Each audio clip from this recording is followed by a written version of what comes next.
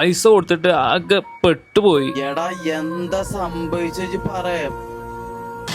അല്ല കുറിയെ കിട്ടിയില്ലേ?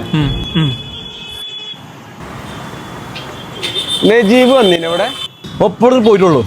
നജീബ് എവിടെ? നജീബ് ജന ഇന്ന് കണ്ടതാ. നമ്മള് 2 ദിവസം മുമ്പല്ലടാ കണ്ടത്. ഐ ശരിയല്ലേ, 2 ദിവസം മുമ്പ് കണ്ടിട്ടില്ല നമ്മള്. ഞാൻ ഓരോ ടെൻഷനിലടാ ആകെ മറന്നു പോയതാ. അല്ല എന്താ എന്റെ പ്രശ്നം? എങ്ങനെ എന്നോട് ഞാൻ പറയാ? എനിക്കാണെങ്കിൽ അങ്ങനെ ആരോടും അങ്ങോട്ട് ചോദിച്ച് പരിചയമല്ല. ഇപ്പോഴും എന്റെ വിഷയം പറഞ്ഞില്ലല്ലോ. അതാടാ കുട്ടിക്ക് തീരെ വെച്ച, കുട്ടിക്ക് സുഖമില്ലാതായിണ്ട്. ഞാൻ ഇന്നലെ ഹോസ്പിറ്റലിൽ പോയിരുന്നു. അപ്പോൾ പെട്ടെന്ന് സർജറി ഒക്കെ പറഞ്ഞേക്കണം. എൻ്റെ അടുത്താണെങ്കിൽ 10 പൈസയില്ല. എനിക്കറിയില്ല നമ്മളെ കഥ. നമ്മളിതിൽ ഒരു 60,000 റുപ്യൊക്കെ വേണമല്ലോ. ഇനിയിപ്പോൾ അതിന് ഒരു 20,000 റുപ്യ എന്തെങ്കിലും ഒപ്പിച്ചിട്ട് അതിനിപ്പോ ഞാനിപ്പോ എങ്ങനെ? എടാ ഒരാഴ്ചൻ്റെ ഗ്യാപ്പ് കിട്ടിയാൽ മതി. അല്ല പറ്റുന്നുണ്ടെങ്കിൽ അതിൻ്റെ മുമ്പ് തന്നെ തിരിച്ചു വരും. എന്താ ചെയ്യടാ? എടാ എൻ്റെ അടുത്തില്ലതേ കുട്ടീൻ്റെ സ്കൂൾ ഫീസ് അടക്കാലതും വീട്ടുപാടം അടക്കാല് പൈസയുള്ളൂ ഇപ്പോൾ. എടാ ഒരാഴ്ചത്തെ പ്രശ്നമല്ലേ ഉള്ളൂ അതിന്. എന്നാലേ ഇതൊരു കാര്യം ചെയ്യും, വൈകുന്നേരം വീട്ടിൽ വാ, ബാക്കി നമുക്ക് ശരിയാക്കാം. എടാ വാടകൻ്റെ പൈസ കേട്ടോ. ഇതിൻ്റെ കാര്യത്തിൽ ഒരു പേടിച്ചണ്ട, അങ്ങനൊരു ബേജാറിനെ വേണ്ട.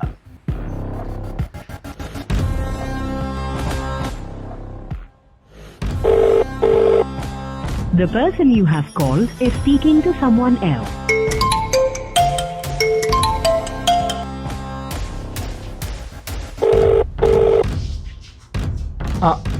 സലീമ ഇതെന്താ ഞാൻ വിളിച്ചിട്ട് ഫോൺ എടുക്കാത്ത?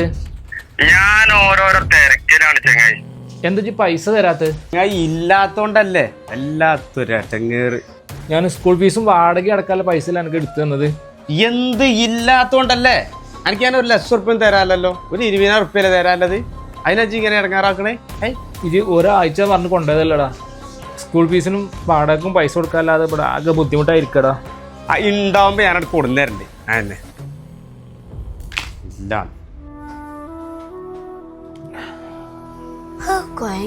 എന്തൊരു വെയില. ആ മോളോ, അത് നമുക്ക് അടക്കാം മോളെ. എങ്ങനെയാണെങ്കിൽ ഞാൻ സ്കൂളിൽ പോവില്ല. നമുക്കേ നാളെ അടക്കട്ടോ. അല്ല മുജീബാക്കാ, ഇജെന്തെങ്ങ ഫോൺ ചെയ്തിട്ട് എടുക്കാത്ത?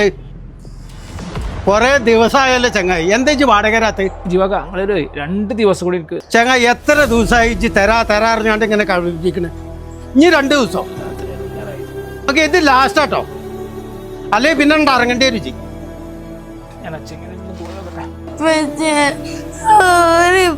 സാരല്ല മോളെ. പൈസ എന്താ വന്ന്? ഞാന് 4-5 ദിവസമായി. അല്ല എവിടേക്ക് പോകും? ഞാൻ സലീമിനെ ഒന്ന് കാണാൻ വേണ്ടിട്ടേ. അല്ല എന്താ പ്രശ്നം?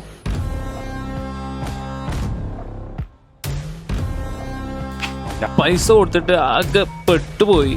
എന്താ ചെയ്യാ? ഇവിടെ കരല്ലേ ഈ സലീമുണ്ടല്ലോ, ഞാൻ വന്നിട്ട് ഇപ്പം ആകെ 5 ദിവസമായിട്ടുള്ളൂ.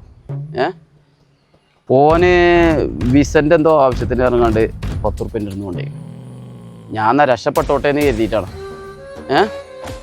ഏതായാലും ഞാനേ ഓനൊന്ന് കാണട്ടെ. പിന്നെ കടം കൊടുക്കുമ്പോഴല്ലേ ആളെ നമുക്ക് വ്യക്തമായിട്ട് മനസ്സിലാക്കിയിട്ട് കൊടുക്കാം. ഒരു നിലക്ക് കൈയാണെങ്കിൽ കൊടുക്കാതെ വെക്കുക, മനസ്സിലായില്ലേ? ഈ സാധാരണ പാവപ്പെട്ടവരെയാണ് ഇവർ പറ്റിക്കുക. ഇപ്പം ഇജ്ജ് കടം കൊടുത്തു കഴിഞ്ഞാലേ പിന്നെ ഇജ്ജ് തിരിച്ച് ചോദിച്ചാൽ ഇജ്ജ് ശത്രുവായി.